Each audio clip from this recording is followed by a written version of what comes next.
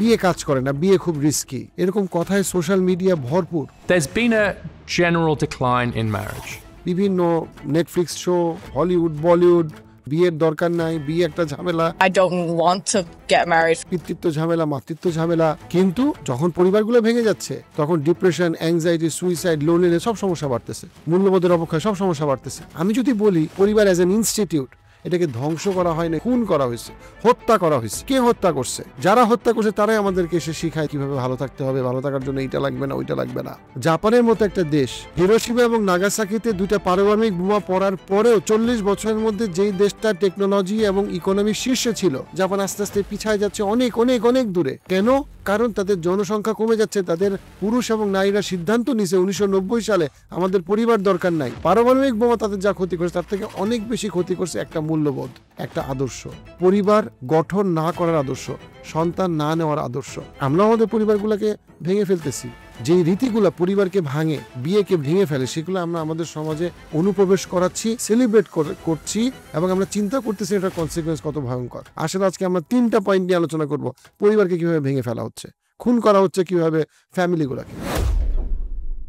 প্রথম কারণ, লজ্জা উঠে যাওয়া। লজ্জা চলে গেছে। আমাদেরকে হাদিসে বলেছে যখন তোমাদের লজ্জা থাকবে না তখন তোমরা যা ইচ্ছা তা করতে পারো। 1960 পরবর্তী ইউরোপ আমেরিকায় যে সেক্সুয়াল রেভলিউশন হয় তারপর থেকে কি হয়েছে, আপনার প্রথম জন্মবিরতিকরণ পিল ধুমসে বিক্রি করা হয়েছে। অ্যাবর্শন অনেক বেড়ে গেছে। অ্যাবর্শনের নামে শিশু হত্যা, 6 মাসের শিশু, 7 মাসের শিশু, 8 মাসের শিশু মায়ের পেটে হত্যা করা হয়েছে, এবং এটাকে লিগালাইজ করা হয়েছে। শুধু লিগালাইজ না, প্রমোট করা হয়েছে।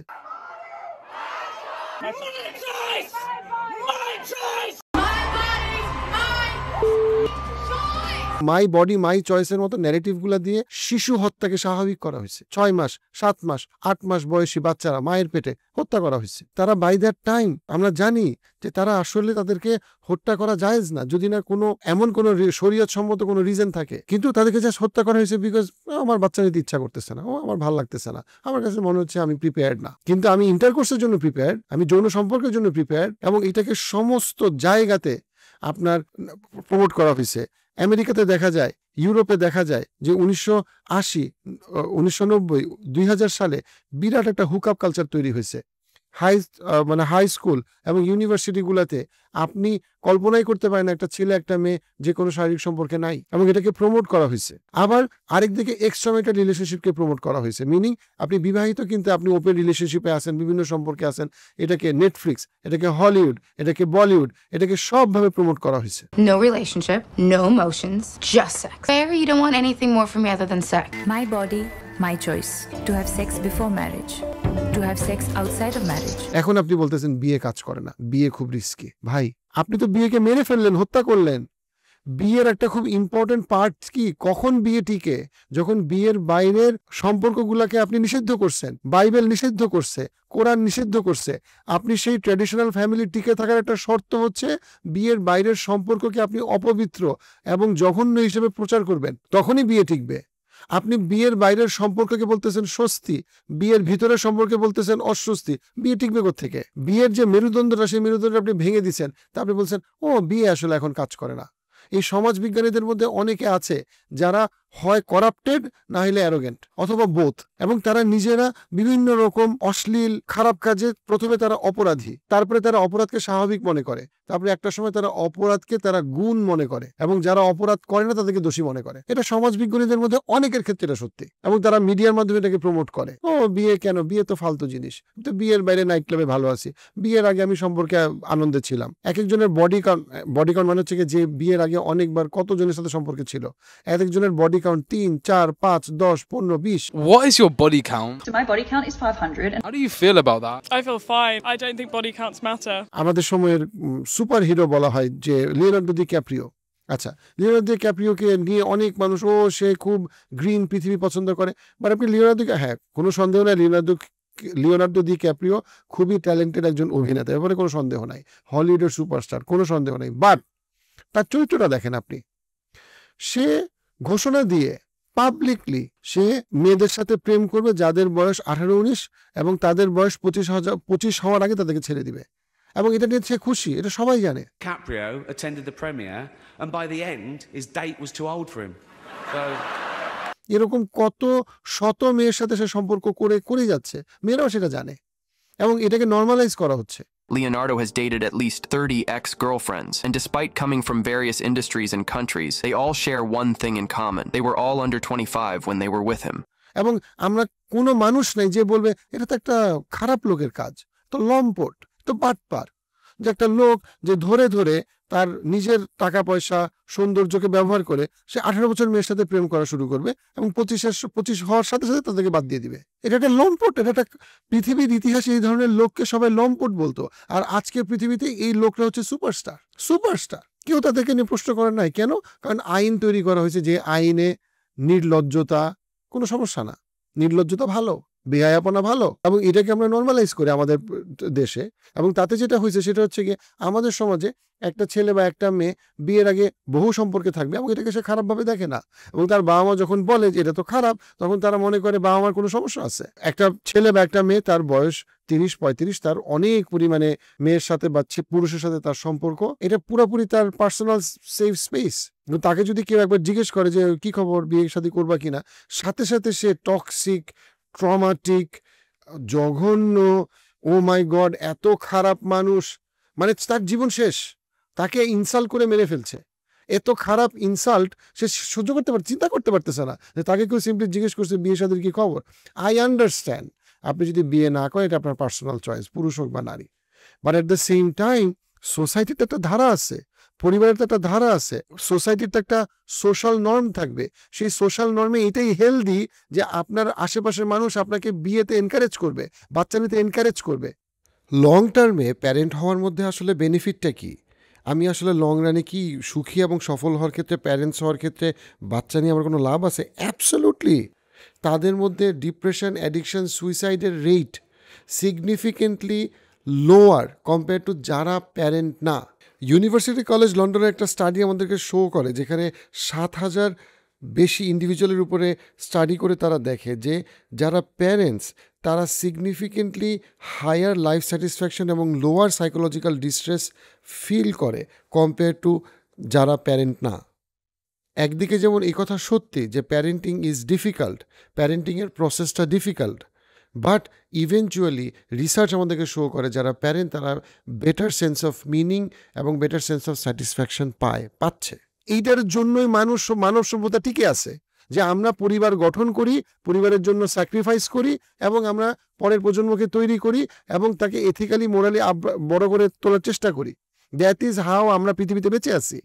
এবং এইটা হয়ে গেছে টক্সিক, ট্রমাটিক, অ্যাবিউসিভ, ও মাই গড শিট, এত বাজে লোক, এত বাজে মহিলা আমাকে জিজ্ঞেস করছে বিয়ে করবা কিনা, আমাকে জিজ্ঞেস করছে বাচ্চা নেওয়ার চিন্তা করতেছো কিনা, মানে অ্যাজ ইফ ওরে বাবা রে এত অসভ্য, আমি কল্পনা করতে পারছি না। আপনি অসভ্য, বিকজ আপনি একটা স্বাভাবিক কনসার্নকে স্বাভাবিকভাবে নিতে পারতেছেন না। স্বাভাবিক কনসার্নটা কি? একটা সময় আপনি লোনলি হিসেবে মারা যাবেন, যেভাবে জাপানিজরা মারা যাচ্ছে। একটা সময় আপনি পরিবারের বাইরে গিয়ে অ্যাডিক্টেড হয়ে যাবেন, সুইসাইডাল হয়ে যাবেন, বিকজ পরিবারের বাইরে মানব ইতিহাসে মানুষ সাধারণভাবে ভালো থাকে না, এক্সেপশন আছে, আই নো এক্সেপশন আছে। আপনি যদি eventually exceptional unpopular road choose করেন, তা আপনার এটা স্বাভাবিক যে আপনি মানুষ যেটাকে আনপপুলার মনে করে এটাকে আপনি স্বাভাবিকভাবে নেবেন। কেউ যদি বলে আমি বন জঙ্গলে থাকবো, স্বাভাবিক যে মানুষ বলবে কেন, দরকার কি, থাক, বাদ দাও।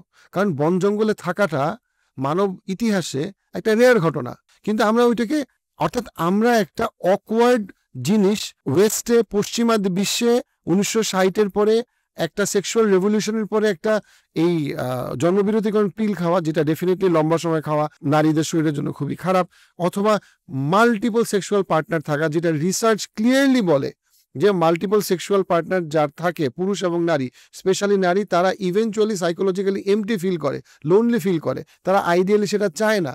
এই বিষয়গুলোকে আমরা লজ্জা উঠাই ফেলছি, সমাজে আমরা লজ্জা উঠাই ফেলছি, তাতে বিয়ের যে মেরুদণ্ড সেটাকে আমরা ভেঙে ফেলছি এবং তারপরে আমরা মনে করি ও কেন বিয়ে কাজ করে না। যখন আপনি সমাজে লজ্জা উঠায় ফেলবেন, ওই সমাজে বিয়ে কাজ করবে না, দ্যাট ইজ আ ফ্যাক্ট। আরেকটা হচ্ছে গিয়ে সমানে পুরুষ এবং নারীরা পর্ন দেখতেছে সোশ্যাল মিডিয়াতে, প্রচুর পরিমাণে তারা খারাপ এবং অশ্লীল জিনিস দেখতেছে, এটাকে তারা স্বাভাবিক মনে করতেছে। এটা আরেকটা কারণ, যে কারণে বিয়ে টিকে না, লজ্জা উঠে গেছে। এবং লজ্জা উঠে গেছে এটা নিয়ে আমরা চিন্তিত না, বাট আমরা মনে করি যে লজ্জার সাথে বিয়ের কোনো সম্পর্ক নাই।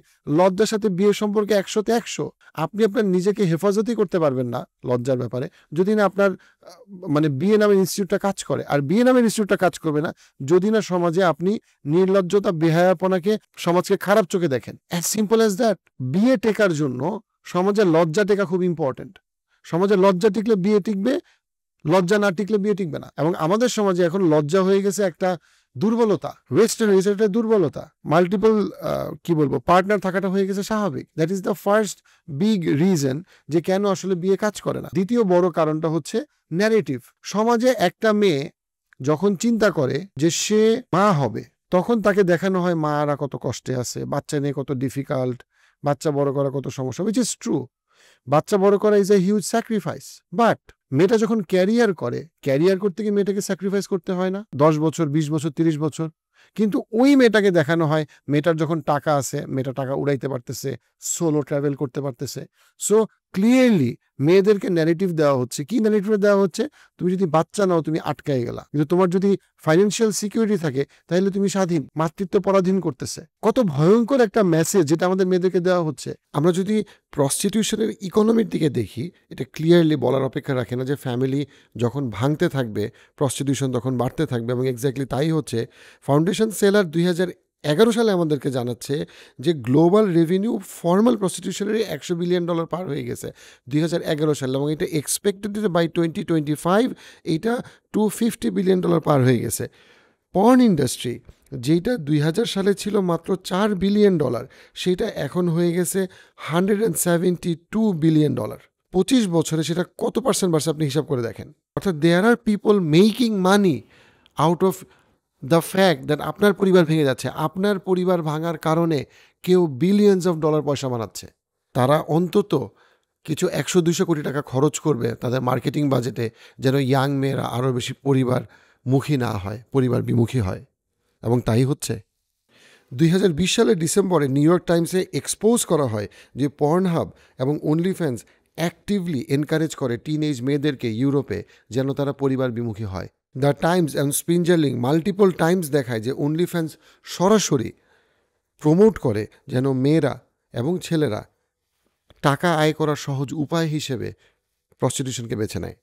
আমরা যদি সমাজবিজ্ঞানী এবং নারীবাদী লিজা ওয়েইড তার হুকআপ কালচার নিয়ে তার যে বই, সেখানে যদি আমরা রিসার্চগুলো দেখি আমরা দেখব যে ইউনিভার্সিটিগুলো ক্যাম্পাসে ইউএসএতে এটা খুবই কমন যে তারা মাল্টিপল সেক্সুয়াল পার্টনার নিয়ে তারা আসলে তাদের ইউনিভার্সিটির আন্ডার গ্র্যাজুয়েশন ডিগ্রি শেষ করে, এবং মোর দেন 1/3 মেয়ে তারা বলে যে তারা significantly traumatised, depressed, suicidal feel করে আফটার তাদের significant number of sexual exposure তাদেরকে ভালো রাখেনি। এবং রিসার্চ দেখায় যে হাই স্কুল এবং আন্ডার গ্র্যাজুয়েশনে বিটুইন 60 to 80% ছেলে এবং মেয়েরা অ্যাটলিস্ট ফর ওয়ান্স তারা আসলে এটাতে এক্সপোজ ছিল। It's true, it's a fact. There are companies who make money out of prostitution. They make huge amount of money. শুধু তারা টাকা বানায় না, অনেক টাকা বানায়। Sex trafficking is a huge industry. So মেয়েদেরকে ফ্যামিলির বাইরে নিয়ে আসা এবং ফ্যামিলির ব্যাপারে ডিসকারেজ করা, এটা তাদের একটা খুবই ইম্পর্টেন্ট একটা কাজ, এবং এটা তারা খুব সাকসেসফুলি করে। সো এবং পুরুষদেরকেও করে, শুধু নারীদেরকে করে না। কিভাবে করে? যে তুমি যদি বিয়ে করো দেন তুমি তো শুধু একটা মেয়ের সাথে থাকবা। লয়াল থাকার মানেটা কি? লয়াল থাকার কোনো প্রয়োজন নাই। তুমি বিভিন্ন নাইট ক্লাবে ওমেন আর দ্য কারেন্সি, তুমি সেই কারেন্সিতে তুমি এনজয় করতে পারতেছো। দেয়ার are people like Andrew Tait যারা এটাকে খুব স্বাভাবিক মনে করে, যে একটা ন্যারেটিভ পুশ করে যেখানে তুমি যদি একটা আলফা মেইল হও দেন তোমার 100 নারী তোমার সাথে ঘুমাবে, এটাই তো স্বাভাবিক। কেন তুমি একটা মেয়েকে অনার করবা, রেসপেক্ট করবা? সো দ্য এন্টায়ার ন্যারেটিভ, যে ন্যারেটিভটা পুশ করা হয় মেয়েদেরকে, যে ন্যারেটিভটা পুশ করা সেটা হচ্ছে মাতৃত্ব তোমাকে আটকায় ফেলবে, এবং তুমি পুরুষের স্বপ্নকে তুমি কমপ্লিমেন্ট করবে না, তুমি তার কম্পিটিটর, তুমি তার থেকে আরো বেটার ব্যাংকার হবা, তুমি তার থেকে আরো বেটার সায়েন্টিস্ট হবা, তুমি তার সাথে কম্পিট করো, তুমি তাকে বেটার ইঞ্জিনিয়ার হবা। তুমি মা হবে না, তো মা হইলে তো তোমাকে ধরে পিটাবে। সো পুরো একটা অ্যান্টি ফ্যামিলি ন্যারেটিভ সোসাইটিতে প্রোপাগেট করা হয়। Every day I wake up and I hope you're dead. Dead like if I can guarantee Henry would be okay. I'd hope you get an illness and then get hit by a car and die. এবং ওয়েস্টে propagate করা হয়েছে, আমাদের জায়গাতে propagate করা হয়েছে। বেশি বাচ্চা বেশি সমস্যা, that is how it is প্রোপাগেটেড। কিন্তু দিনের শেষে আপনি যদি দেখেন এই ন্যারেটিভের কত বড় একটা কি বলবো ঘাপলা আছে। এক নম্বর যেটা ঘাপলা সেটা হইল পুরা পৃথিবীতে আপনি মাতৃত্বের জন্য মেয়েদেরকে যেভাবে এনকারেজ রেসপেক্ট করা হয় এবং অনার করা হয়, সেই অনার মেয়েরা অন্য কোনো কিছুতে পায় নাই। মাতৃত্বের জন্য মেয়েরা যে অনার পাইছে, সেই অনার মেয়েদেরকে অন্য কিছুতে করা হয়নি কখনো। কোনো মেয়ে ব্যাংকার হিসেবে অথবা সায়েন্টিস্ট হিসেবে কখনোই সেই অনারে যায় নাই যেই অনারে একজন মা গেছে তার মাতৃত্বের জন্য। এক্সাম্পল, আপনি যদি খ্রিস্টানদের মধ্যে দেখেন, মারিয়াম, ওদের যে মাদার ম্যারি, জিজাসের মা, তাকে যেভাবে অনার করছে খ্রিস্টানরা, তারা অন্য কোনো নারীকে ওইভাবে অনার করে নাই। অর্থাৎ তার মাদারহুডের জন্য অনার করা হয়েছে। কোরআনে অবশ্যই মেয়েরা হালালভাবে চাকরি করতে পারবে, উপার্জন করতে পারবে, পড়াশোনা করবে, সবই ভালো কথা, কিন্তু মাতৃত্বের জন্য একটা মাকে কোরআন যেভাবে রেসপেক্ট করছে, আপনি ইব্রাহিম আলাইহিস সালামের স্ত্রীর দিকে তাকান, জমজম কূপের কথা, মারিয়াম আলাইহিস সালামের দিকে তাকান, আপনি মুসা আলাইহিস সালামের মায়ের দিকে তাকান, অর্থাৎ মাতৃত্বকে যেভাবে সেলিব্রেট করা হয়েছে, সেই সেলিব্রেশন হয়তো কোনো মানুষের অন্য অনেক কন্ট্রিবিউশনের জন্যই করা হয় নাই। একটা পুরুষ ওই কন্ট্রিবিউশন করতে পারে না যেটা একটা নারী মা হওয়ার মাধ্যমে করতে পারে। এগেন এই কথা বললে সবাই বলে ও মেয়েদের কাজ কি খালি বাচ্চা পয়দা করা? আমি বলতেছি না মেয়েরা ডাক্তার হবে, মেয়েরা ইঞ্জিনিয়ার হবে, মেয়েরা লয়ার হবে, ফাইন, ফ্যান্টাস্টিক, মেয়েরা টিচার হবে, ওয়াই নট?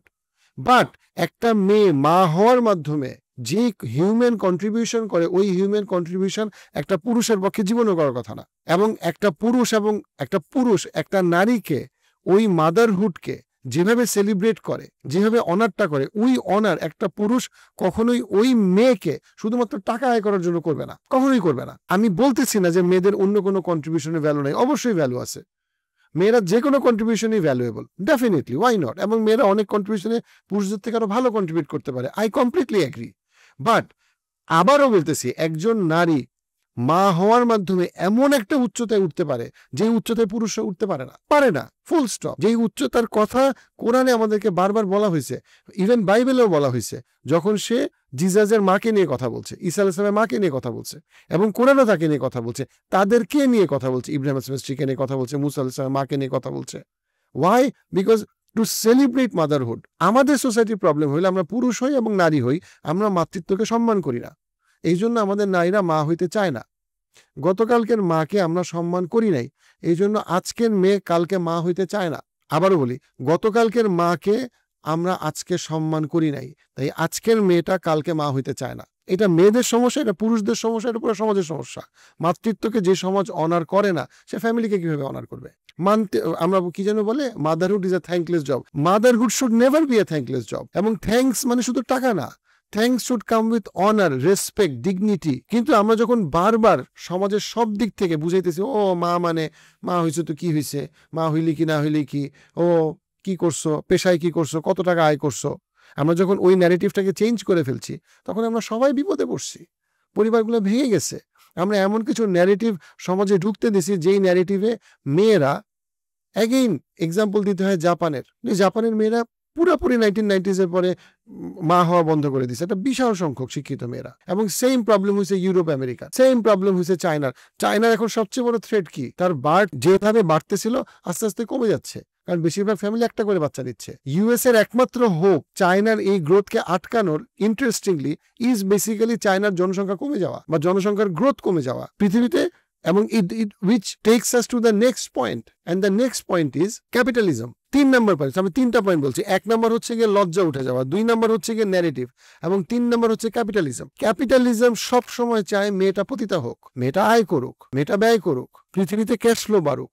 এবং হাইপার ক্যাপিটালিজমের প্রবলেম হচ্ছে ইটস আ ফাইনাইট গেম। ইনশাআল্লাহ আমি গেম থিওরি নিয়ে একটা ভিডিও করব, যেখানে আমি ফাইনাইট গেম এবং ইনফাইনাইট গেম নিয়ে কথা বলবো। সেটা সেই জায়গায় গেলে আজকে অডিয়েন্সকে বোঝানো খুব কষ্ট হবে। বাট মূল কথা হইল, দেয়ার আর কর্পোরেশন যারা তাড়াতাড়ি টাকা বানাইতে চায়। আপনার যদি তাড়াতাড়ি টাকা বানাইতে হয়, তাহলে মানুষকে খুব তাড়াতাড়ি কনজিউমার বানাইতে হবে, এবং কনজিউমার বানানোর জন্য সব কিছু বুঝাইতে হবে, টাকাই সব কিছু। সো মেয়েদেরকে বোঝানো হয়েছে, তুমি যদি তাড়াতাড়ি টাকা আয় করতে পারো, তার কি লাগে? আজকে সমাজে একটা মেয়ে কমফোর্টেবলি বলতে পারে যে প্রাইভেট ইউনিভার্সিটিতে পড়তেছে, যার বয়স হয়তো 20, যে আমার একটা বড়লোক বন্ধু আছে যে আমার সেমিস্টার ফি দিয়ে দেয়, কারণ তার সাথে আমি সময় কাটাই। এটা হচ্ছে ক্যাপিটালিজম। যে ক্যাপিটালিজম মেয়েটাকে বুঝাইছে তোমার লজ্জার কোনো প্রয়োজন নাই, তোমার টাকা দরকার, তোমার ফ্যামিলির কোনো দরকার নাই, তোমার লয়্যালটির কোনো দরকার নাই, তোমার টাকা দরকার। তুমি যদি টাকা কামাইতে পারো, তুমি সেরা। দেখেন, খুব ইন্টারেস্টিং, ইউএসএতে এই রিসার্চ গেটের এখানে ন্যাশনাল লঞ্জিটিউডনাল সার্ভে এইটার উপরে অনেকগুলো মেটা অ্যানালাইসিসও হয়েছে এবং সবগুলোতে দেখা যায় যে বিবাহিত পুরুষ সিগনিফিকেন্টলি বেশি আয় করে অন্য 3টা গ্রুপের থেকে। একটা গ্রুপ হচ্ছে অবিবাহিত পুরুষ, বিবাহিত নারী, অবিবাহিত নারী। অর্থাৎ মোটের উপরে বিবাহিত পুরুষ সিগনিফিকেন্টলি বেশি আয় করতেছে। আমাদেরকে স্ট্রংলি বলা হয়েছে হাদিস কোরআনে, দারিদ্রতার ভয়ে তোমরা বাচ্চা নিবা না, এই চিন্তাটা করো না। এবং আমাদেরকে এনকারেজ করা হয়েছে to make family and to have kids, যদি না কোনো বড় কোনো মেজর ক্রাইসিস থাকে স্বাভাবিক অবস্থায়। এবং দেখেন আমাদের রিসার্চ এবং ডেটা ইভেন ইউএসএতে, এবং যারা এখানে রিসার্চ বা ডাটা বা সার্ভে করছে তারা কেউই ধার্মিক দৃষ্টিকোণ থেকে এটাকে করেন, এবং তারা দেখতেছে এবং তারা বুঝতে পারতেছে না যে কেন একটা বিবাহিত পুরুষ একটা অবিবাহিত পুরুষের থেকে বেশি আয় করবে একই কনটেক্সটে, মানে অন্যান্য অনেক কনটেক্সট যখন সেম থাকে। বাট এক্স্যাক্টলি এইভাবে আমাদের আল্লাহ বরকত দেয়, আমাদের লাইফে সেন্স অফ মিনিং দেয় যখন আমাদের ফ্যামিলি থাকে, আমাদের ছেলে মেয়ে থাকে। এবং ক্যাপিটালিজম বারবার আজকে থেকে 50 বছর আগে এক বাবার ইনকামে পুরো ফ্যামিলি চলতো। আজকে ওই একই ফ্যামিলি চালাইতে বাবাকেও আয় করতে হয়, মাকেও আয় করতে হয়, লাভ হয়েছে কি? এবং তারপরেও ফ্যামিলি ডেটে থাকে, মানে ঋণে থাকে, ঋণগ্রস্ত থাকে, বাসার ঋণ, বাড়ির ঋণ, সব ঋণ। আমেরিকা ইউরোপে দেখেন ট্যাক্স 40%। আলটিমেটলি যেই ডিমের দাম যা ছিল এখন ডিমের দাম হয়েছে 5 গুণ।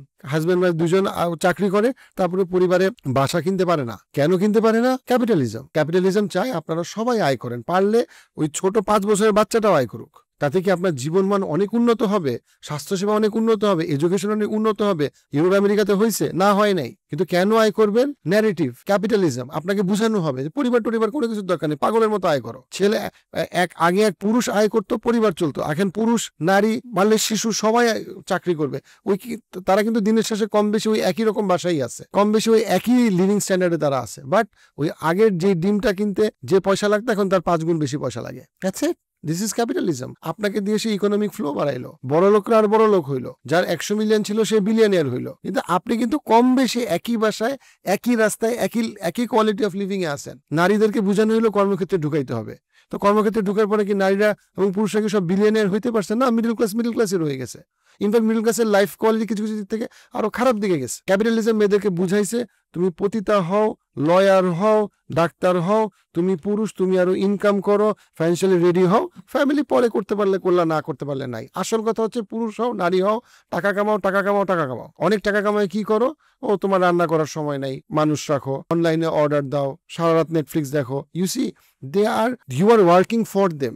আপনি আরো বেশি কাজ করতেছেন, আপনি আরো বেশি তাদের অনলাইন বিজনেস, তাদের নেটফ্লিক্স, অর্থাৎ আপনি ইকোনমিক চাকা আরো ঘুরাইতেছেন, আর কিছুই না। আয়ও করতেছেন বেশি, ব্যয় করতেছেন বেশি। এক্স্যাক্টলি ক্যাপিটালিজম এটাই চায়। আপনি অনেক বেশি আয় করেন, অনেক বেশি ব্যয় করেন, এবং দুটোতে আপনি বাধ্য হন, অনেক বেশি ট্যাক্স দেন। প্র্যাকটিক্যালি তো তাই। আজকে থেকে 50 বছর আগে একজন পুরুষ যখন আয় করতো সে সেভ করতে পারতো। আজকে পুরুষ এবং নারী দুজন আয় করে, তারপরে তাদের ক্রেডিট কার্ডে অনেক পরিমাণে ঋণ। কি লাভ হইলো? অর্থাৎ আপনাকে এমন একটা সিস্টেম দেওয়া হয়েছে যে সিস্টেম আপনাকে বড়লোক করবে না, আপনাকে এক্সপ্লয়েট করবে, আপনাকে আরো খরচ করতে এনকারেজ করবে, আপনাকে সে আরো বেশি বিক্রি করবে, আপনাকে সে বেতন দিবে, কিন্তু বেতনের থেকে 10 টাকার বেতনের মধ্যে সে 7-8 টাকায় সে নিয়ে যাবে। কিভাবে নিয়ে যাবে? এন্টারটেনমেন্ট দিকে আপনাকে এনকারেজ করবে। আপনাকে এমন কিছু লাইফে আগে আপনার ন্যানি লাগতো না, এখন আপনার ন্যানি লাগবে। আগে আপনার কেয়ার গিভার লাগতো না, এখন আপনার কেয়ার গিভার লাগবে। আবার তারপরে আপনার এক্সারসাইজ করার সময় লাগবে না, তখন আপনার ডায়াবেটিসের জন্য চিকিৎসা বেচবে। আলটিমেটলি আপনি তারই বিজনেসের বিভিন্ন উইংয়ে ঘোরাফেরা করবেন। আমার আপনার কাছে মনে হবে প্রচুর উন্নয়ন হয়েছে, বাট আসলে জাপানের মতো আপনি দেখতে পাবেন আপনি লোনলি, আপনার ফ্যামিলি নাই, আপনার কেউ নাই, এবং লোনলিনেস স্কিলস। সো দিনের শেষে আগে যে ইন্ডাস্ট্রিতে শুধু পুরুষরা কাজ করতো, এখন সেই ইন্ডাস্ট্রিতে পুরুষ এবং নারীরা কাজ করে। এন্ট্রি লেভেলের বেতন কি সারা পৃথিবীতে বাড়ছে? এন্ট্রি লেভেলের স্যালারি, প্রথম চাকরির স্যালারি, এক্সিকিউটিভের স্যালারি কি সারা পৃথিবীতে বাড়ছে? না, বাড়ে নাই। কারণ তারা তো আরো অনেক বেশি লেবার ফোর্সকে বড় করে ফেলছে পুরুষ এবং নারীকে এই চাকরিতে ঢুকানোর মাধ্যমে। এবং তারা এমন একটা সিস্টেম করছে, এমনভাবে সেই ইনফ্লেশন থেকে শুরু করে পুরা সোশিও ইকোনমিক সিস্টেম এমনভাবে তৈরি করছে, আপনার জীবন মানের উন্নয়ন হবে না, কিন্তু আপনার রান্না করার সময় থাকবে না, পরিবার করার সময় থাকবে না, বাচ্চা নেওয়ার সময় থাকবে না।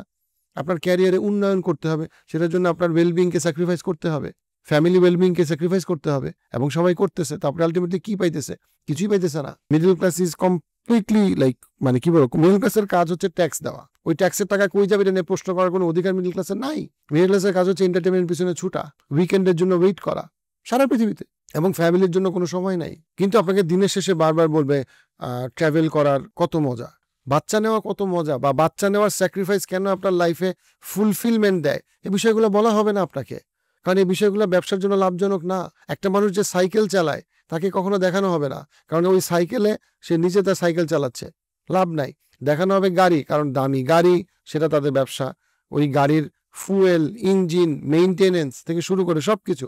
অর্থাৎ আপনাকে বারবার দেখানো হবে যে বেশি টাকা আয় করে এবং বেশি টাকা স্পেন্ড করে তার লাইফস্টাইল, কারণ তার লাইফস্টাইলে বড় লোকদের লাভ বেশি, বিশাল কর্পোরেশনের লাভ বেশি। কর্পোরেশনের লস হচ্ছে গিয়ে এমন একটা মানুষ, যেই মানুষ সীমিত আয় সীমিত ব্যয়ের মাধ্যমে একটা জীবনকে সুন্দরভাবে চালাচ্ছে, which was our stable middle class all over the world, এবং যেটা মানে বহু বছর ধরে কাজ করছে, সেটাকে কমপ্লিটলি কেটে ফেলা হবে। সো ফ্যামিলির যে ভাঙন, অ্যাডিকশন, ডিপ্রেশন, সুইসাইডের যে রাইজ, এটা অ্যাকচুয়ালি ম্যানুফ্যাকচার্ড, এটা তৈরি করা হয়েছে, এটা আন্দাজে আসে নাই, এটা একটা by product of killing the family.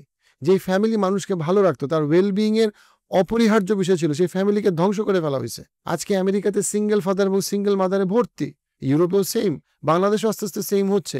It is important that we wake up and we save our family, because আমাদের পরিবার যখন ভেঙে যাবে, ট্রাস্ট মি, তখন আমরা ভেঙে যাব, আমরা কেউ সুখে থাকবো না। আপনি যেই অ্যান্টিডিপ্রেসেন্টই খান আর যাই করেন না কেন, আপনি আপনার ফ্যামিলি আপনার ভালো থাকার জন্য অপরিহার্য।